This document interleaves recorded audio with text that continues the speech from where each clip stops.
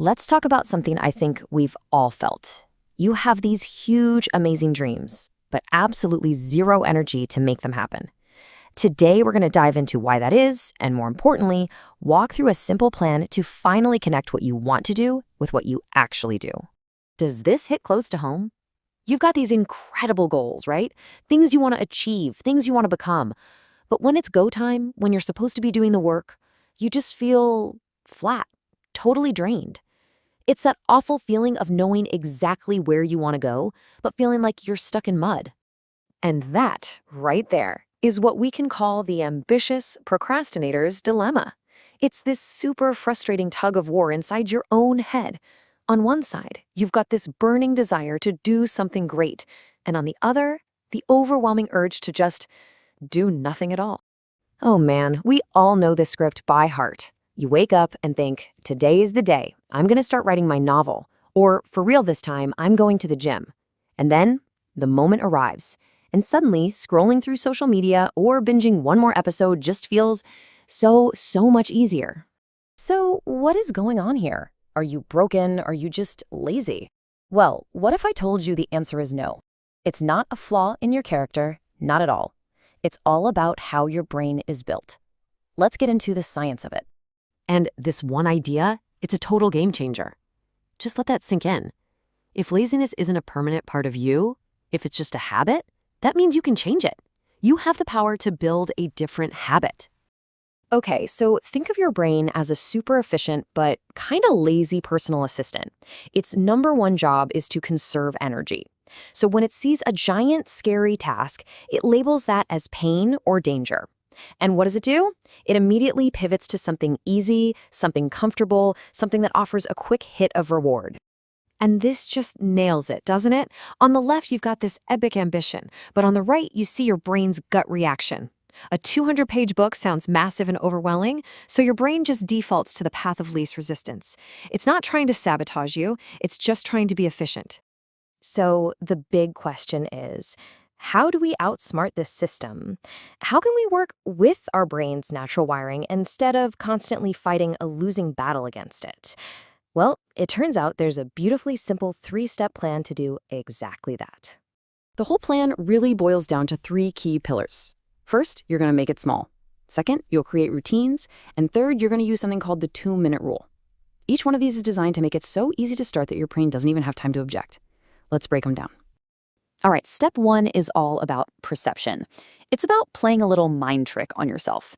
If a big goal is what's scaring your brain off, then the solution is simple. Stop looking at the big goal. Shrink it down until it's so tiny, so non-threatening, that your brain basically just shrugs and says, oh, okay, I guess we can do that. I absolutely love this analogy.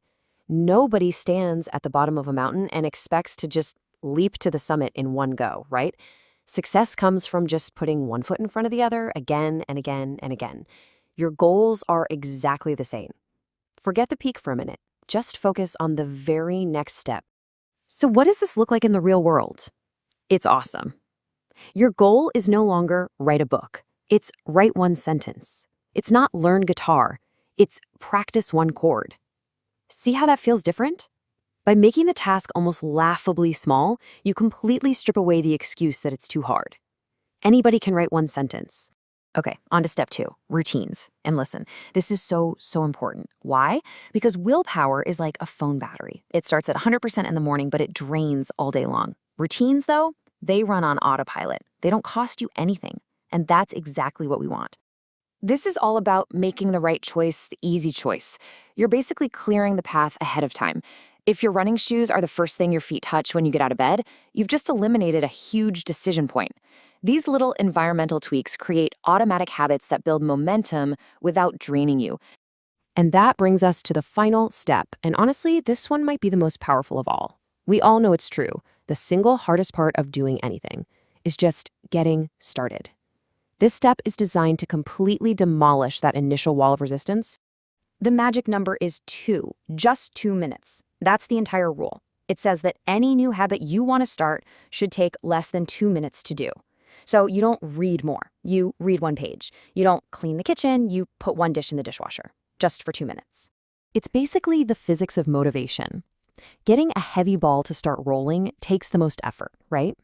But once you give it that initial push, momentum takes over and it starts rolling all by itself. The 2-minute rule is that first critical push. So, what actually happens when you start putting these pieces together?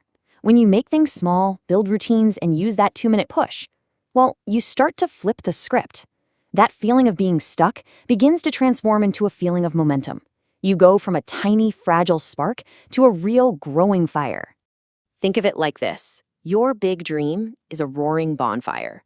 But bonfires don't start that way. They start with a tiny spark. And every single time you write that one sentence, or practice that one chord, or drink that glass of water, you're just adding one little twig to the fire. It might not look like much at first, but if you keep at it, that fire will grow. And while you're on this journey, it is absolutely vital to remember this.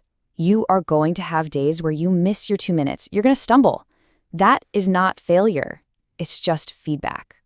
The real victory isn't about never falling down. It's about getting back up and just taking that next small step. So let's do a quick recap of this toolkit. It's so simple. Rule 1, make it small, so your brain isn't intimidated. Rule 2, create routines, so your actions become automatic.